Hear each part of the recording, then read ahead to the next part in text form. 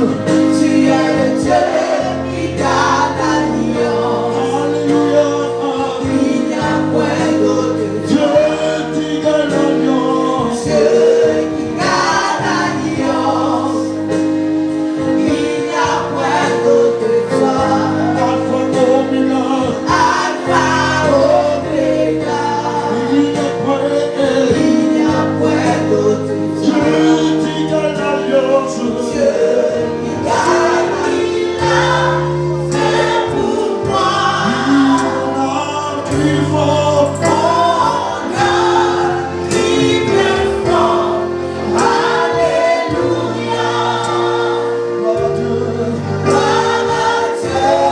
Tu peux le dire ça. Quand je vois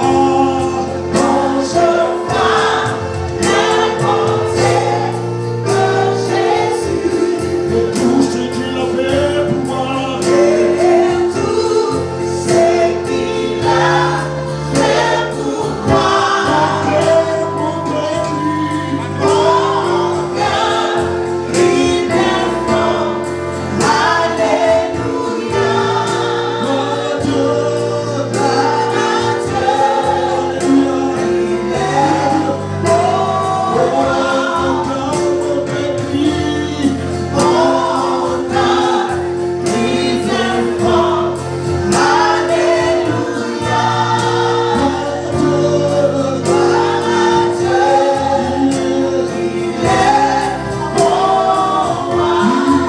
Quand je vois tout le monde,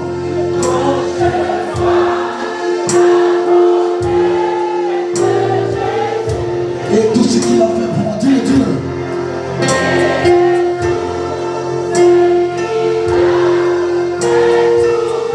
Est-ce que ton âme ce matin peut crier mon cœur, mon cœur?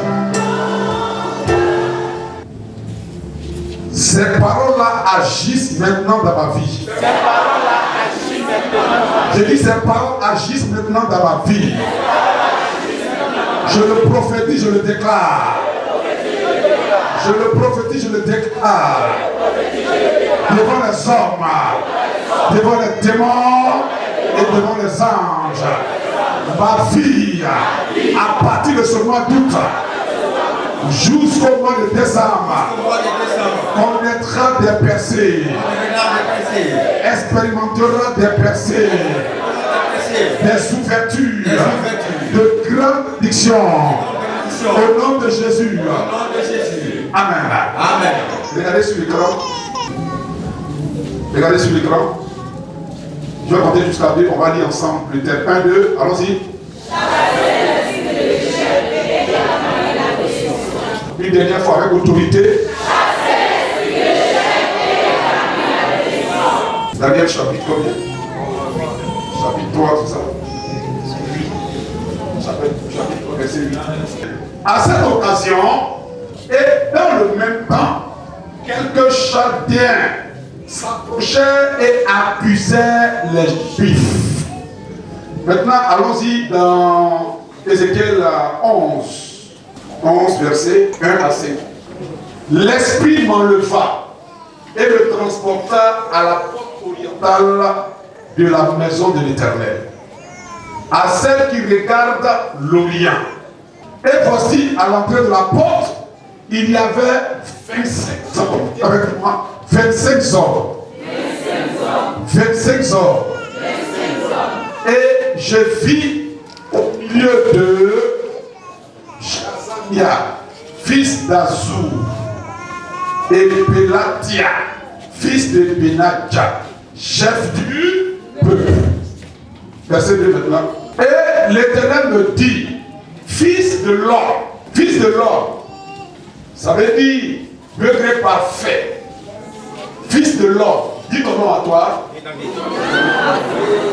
Nous sommes tous fils de l'homme. Ce sont les hommes qui méditent l'iniquité et qui donnent de mauvais conseils dans cette ville. Amen. Asseyez-vous dans la paix de Dieu. C'est sur cette parole que nous allons prier chaudement, puissamment, afin que les maux qui sévissent dans ta vie, les malheurs qui sévissent dans ta vie puissent disparaître. Le but de ce culte, de tous les cultes que nous faisons ici, l'objectif, c'est de te prendre en bas et de te mettre au niveau que Dieu a programmé pour toi sur la terre. Dis Amen. Regardez et écoutez ici. L'échec n'est pas quelque chose que Dieu a prévu pour toi et moi. L'échec ne vient pas de Dieu. Dieu éprouve, Dieu prise, mais Dieu ne fait pas échouer. Le mot échec veut dire perdre la direction que Dieu avait prévue pour toi. Lorsque quelqu'un a perdu la direction, on dit qu'il a échoué dans sa vie. Ne pas être admis à un examen, ce n'est pas un échec. Non.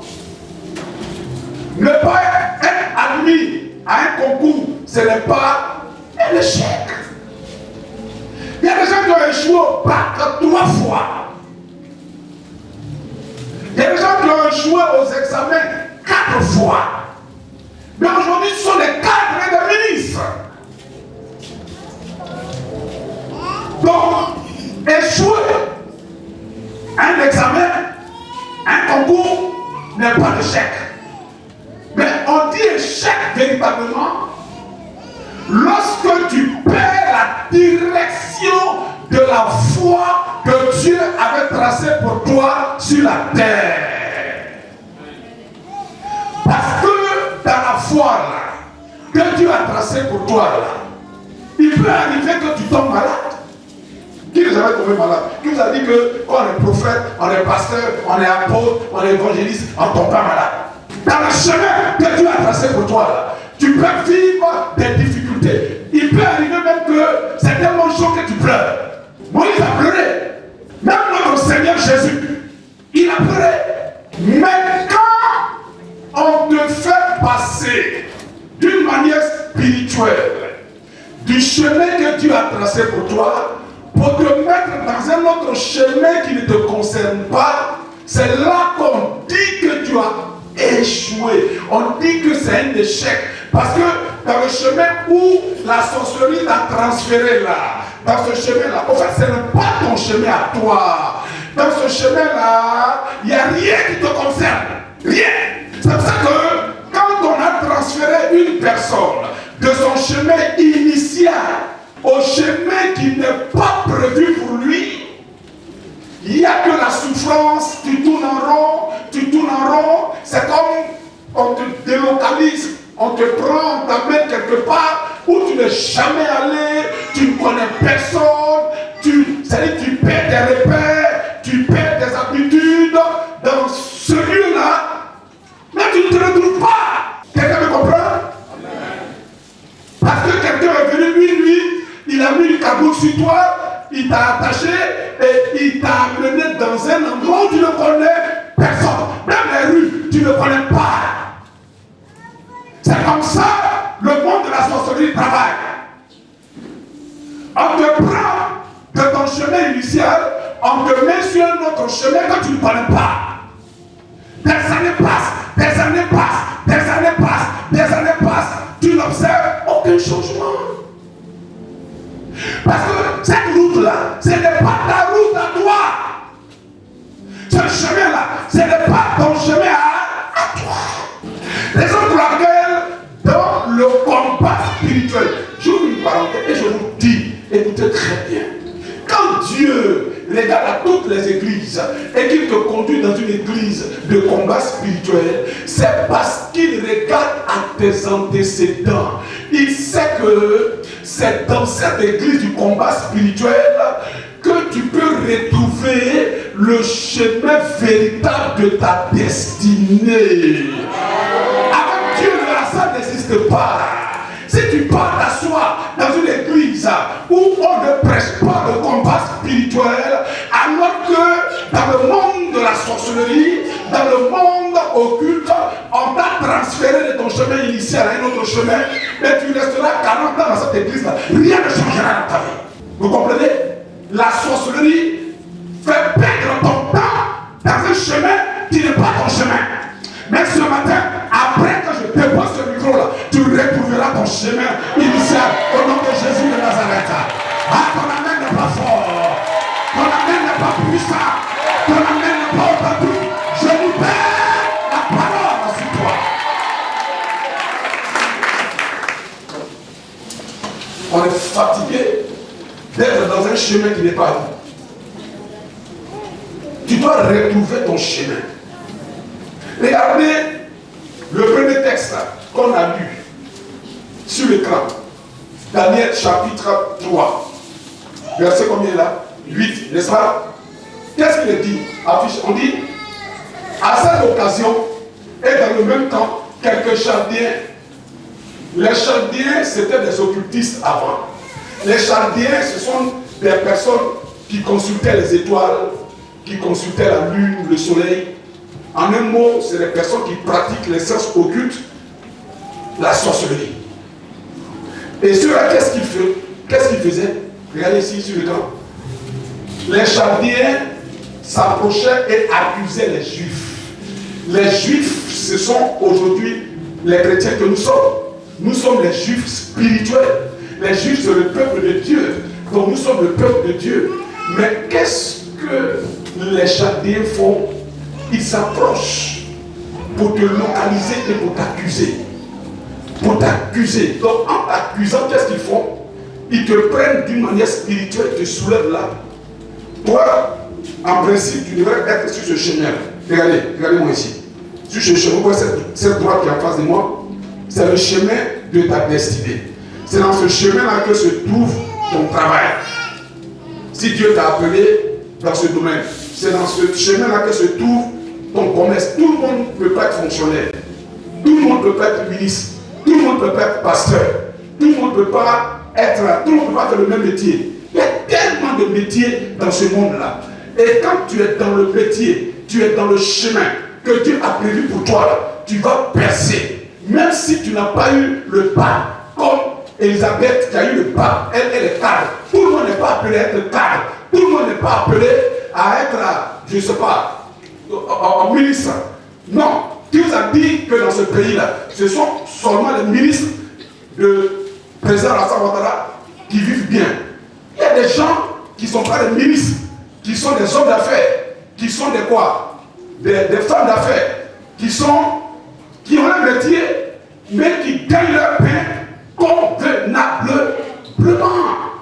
Pourquoi? Parce qu'ils sont dans ce que Dieu avait prévu pour eux. En fin de compte, maintenant la frustration rentre dans ton cœur. Et tu dis, mais ça c'est quoi? Affaire de Dieu. Moi je suis dans l'affaire de Dieu là. Il y a longtemps, mais je ne vois aucune bénédiction. Et les gueules rentrent. Quand tu entends qu'un tel est béni, tu es fâché. D'ailleurs, tu bloques tout le monde sur Facebook. Tu bloques parce que tu n'as pas envie de voir l'image. Tu es en colère. Quand tu entends que tel est béni, tu es en colère parce que tu es frustré. La frustration vient tout simplement parce qu'on t'a délocalisé. Ce matin, je dis de ta délocalisation, on va te relocaliser au nom de Jésus-Christ. Ceux qui ont fait ça, sont pas plus forts que Jésus. Ceux qui t'ont délocalisé là, sont pas plus forts que l'Esprit du Seigneur. Ce matin, si tu crois que c'est un prophète qui te parle, ma parole, ma prière, au nom de Jésus-Christ, te ramènera sur le bon chemin, te ramènera sur le bon chemin, te ramènera sur le bon chemin. Mais Ézéchiel 11, les Benaja, 25 personnes d'une confrérie de sorciers. Eux, ils se mettent à la porte est. Parce qu'à la porte est, là, je vous explique, écoutez-moi. On dit le soleil se lève où ça? Se lève où ça? À l'est. Si le soleil ne se lève pas, toi et moi, on est plongé dans l'obscurité. Même s'il est 11h ou 10h, on est plongé dans l'obscurité. C'est le soleil qui nous éclaire. Donc le soleil se lève à l'est. Maintenant, les 25 personnes là, eux ils connaissent le monde spirituel. C'est toi qui ne connais pas le monde spirituel. C'est pour ça que tu t'amuses avec ta vie spirituelle. On ne joue pas avec la vie spirituelle. Quand tu as pris la décision, écoute-moi, de marcher avec Jésus, que ta décision soit oui et amen. Vous savez, le sang qu'on a hérité de nos parents, c'est un sang infidèle. C'est le sang des infidèles qu'on a reçu. Ce sang-là, qu'on a reçu là, c'est un sang instable. Soit papa n'était pas fidèle à maman, ou maman n'était pas fidèle à papa. Et puis chacun se cachait pour faire ce qu'il a à faire. Et ils ont mis des enfants au monde. Donc on parle des sangs d'infidèles. Maintenant quand on se convertit, quand on ne prend pas au sérieux Jésus, ce sang infidèle là se manifeste en nous. Et nous amène dans l'infidélité à Christ. Et cela profite à qui? Ça profite à la sorcellerie. Parce que tant qu'on reste infidèle à Christ Jésus, on nourrit la puissance de la sorcellerie.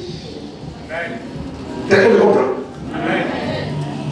Tu ne peux pas dire que tu es contre moi alors que tu fais ce que moi je fais. C'est qu'en réalité tu n'es pas contre moi.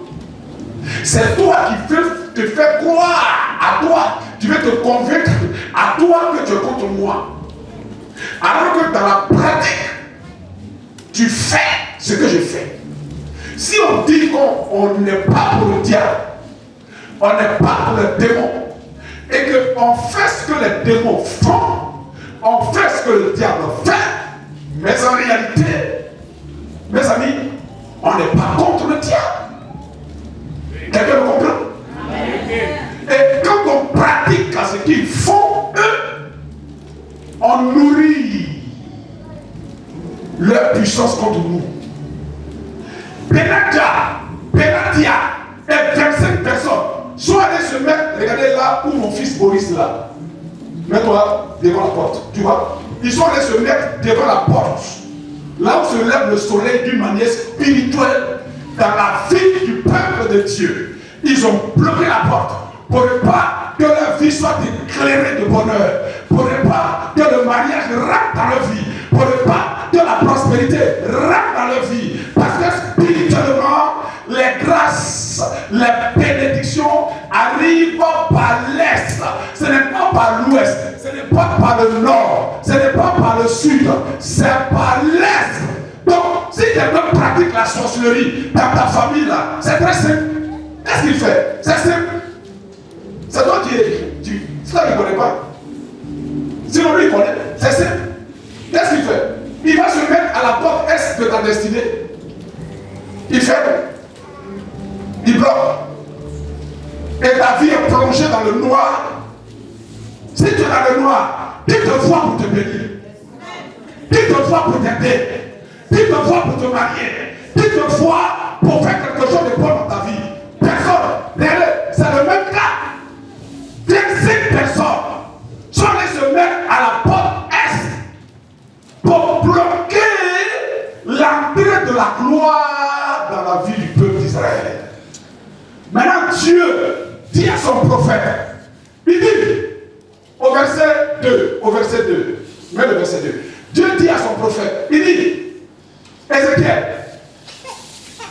fils de l'homme, et l'Éternel me dit, fils de l'homme, c'est grave, tu vois ces versets là, ce sont les hommes qui méditent l'iniquité et qui donnent de mauvais conseils dans cette ville-là. Ce sont eux qui règnent dans cette ville-là. Ce sont eux qui prennent mes enfants et qui les délocalisent. Ce sont eux qui bloquent leur travail, qui bloquent leur mariage, qui bloquent leurs finances, qui bloquent leur vie. Ce sont eux. Maintenant, quand Dieu dit, ce sont eux là, lui, sa responsabilité, c'est de te révéler. Toi, ta responsabilité, c'est de maintenant prier, afin que ce qu'ils ont gâté là, Dieu puisse réparer au nom de Jésus-Christ. La force de la sorcellerie, mes enfants, c'est de gâter. Eux, ils ne savent pas faire du bien. Quand j'entends des gens dire, il y a les bons sorciers, et il y a les bons sorciers. Il n'y a pas bon sorcier. Toujours, il n'y a pas. Ça n'existe pas, ça n'existe pas. Ah, est-ce que quelqu'un est connecté? Pas comme ça, si je suis connecté. Il y a encore de l'espoir. Tes pleurs peuvent être essuées. Je dis, là où ils t'ont mis, si tu comprends que dans la vie dans laquelle on est, cette vie-là, il y a deux choses. Soit tu attrapes la main du diable et tu perds ton âme, soit tu attrapes la main de Dieu et tu gagnes sur la terre et dans les cieux. Peu importe ce qu'ils ont gardé dans ta vie, ils avaient tout gardé dans la vie du peuple d'Israël. Ils ont tout gardé. Ils ont plongé le peuple dans la souffrance. Mais le jour où Dieu a révélé au prophète Ézéchiel, et que Ézéchiel a prêché ça dans le temple, les Juifs se sont levés. Ils ont dit, on a longtemps joué avec nos vies spirituelles. On a longtemps permis au diable, aux sorciers, d'exercer leur pouvoir sur nous. Mais à partir de maintenant, on prend la décision, on prend la fermeté de nous attacher à l'Éternel. On prend la fermeté de suivre l'Éternel. Ce matin, je te regarde dans les yeux et je te dis, prends la décision ferme et radicale d'attraper Jésus, de marcher avec Jésus, de suivre Jésus, d'être avec Jésus. Oh, que nos pieds soient avec Jésus, que nos mains soient avec Jésus, que notre être entier soit avec Jésus.